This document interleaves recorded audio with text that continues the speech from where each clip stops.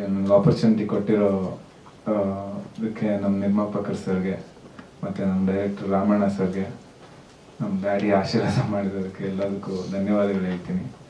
ಮತ್ತು first and mostly I want to thank all the media people. ನಿಮ್ಗಳ ಆಶೀರ್ವಾದದಿಂದನೇ ಕನ್ನಡ ಇಂಡಸ್ಟ್ರಿಯಲ್ಲಿ ಇವತ್ತು ಎಲ್ಲ ಹೀರೋಗಳಾಗಲಿ ಆರ್ಟಿಸ್ಟ್ಗಳಾಗಲಿ ಇಲ್ಲ ಇನ್ನೊಬ್ರು ಶೈನ್ ಆಗಿದ್ದಾರೆ ಅಂದರೆ ಅದು ನಿಮ್ಮಿಂದನೇ.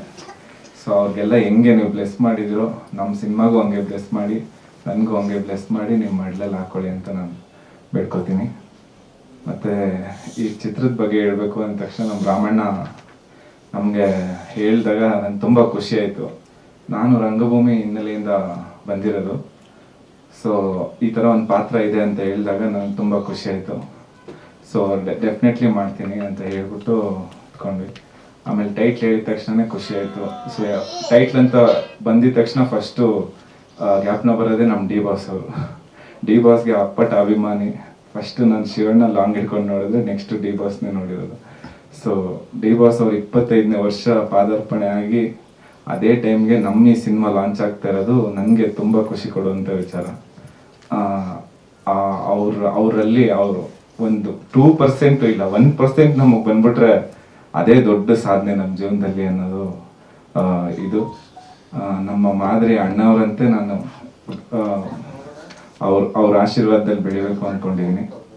ಮತ್ತು ಈ ಪಾತ್ರದ ಬಗ್ಗೆ ಹೇಳಬೇಕು ಅಂದರೆ ರಾಮಣ್ಣ ಅವರೇ ಸ್ಕ್ರಿಪ್ಟ್ ಎಲ್ಲ ಹೇಳ್ತಾರೆ. ನಾನು ಹಿನ್ನೆಲೆಯಾಗಿ ತುಂಬ ತಯಾರಿ ಮಾಡ್ಕೊಂಡಿದ್ದೀನಿ. ಯಾಕಂದರೆ ಇದು ಸಿನಿಮಾ ಟೈಟ್ಲಲ್ಲಿ ಹೇಳೋಂಗೆ ಇದೊಂದು ಜವಾಬ್ದಾರಿ.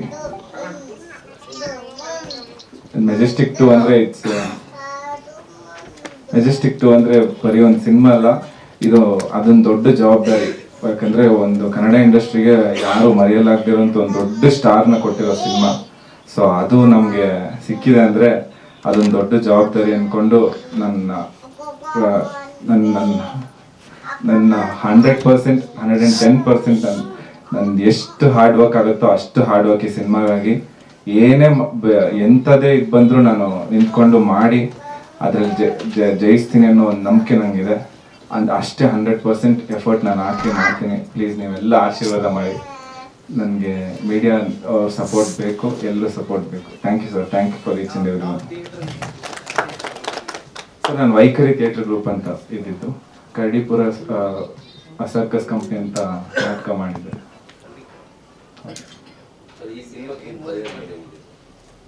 ಸರ್ ಇವಾಗ ಹೇಳಿ, ನಾನು ಕ್ರೈಸ್ಟ್ ಕಾಲೇಜಲ್ಲಿ BBM ಮಾಡಿದ್ದೀನಿ. ಸೊ ಅದಾದಮೇಲೆ ಸಿನಿಮಾಲ್ಲಿ ಡೈರೆಕ್ಷನ್ ಕೋರ್ಸ್ ಮಾಡಿದ್ದೀನಿ. ನಮ್ಮ ಅಯೋಗ್ಯ ಮಹೇಶ್ ಸರ್ ಜೊತೆ ಇದ್ದೆ. ಆಮೇಲೆ ಹಂಗೆ ಇಂಡಸ್ಟ್ರಿಯಲ್ಲೆಲ್ಲ ಸುತ್ತಾಡ್ಕೊಂಡಿದ್ದೀನಿ. ಸರ್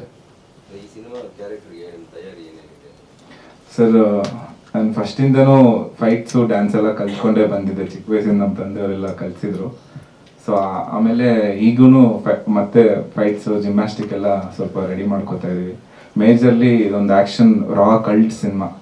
ನಮಗೆ ಹೆಂಗೆ ಈ ಓಮಲ್ಲೆಲ್ಲ ಹೆಂಗೆ ಶಿವಣ್ಣ ಕಲ್ಟ್ ಒಂದು ಕ್ಲಾಸಿಕ್ ಬಂತು, ಆ ಥರದೊಂದು ಸಬ್ಜೆಕ್ಟ್ ಲೈನ್ ಇದು.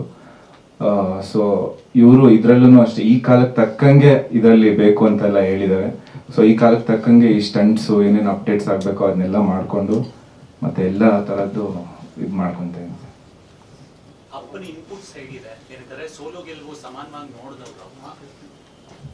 ನಾನು ಚಿಕ್ಕ ವಯಸ್ಸಿಂದ ಅಪ್ಪನ ಸೋಲು ಗೆಲುವು ನೋಡ್ಕೊಂಡೇ ಬಂದಿರೋದು.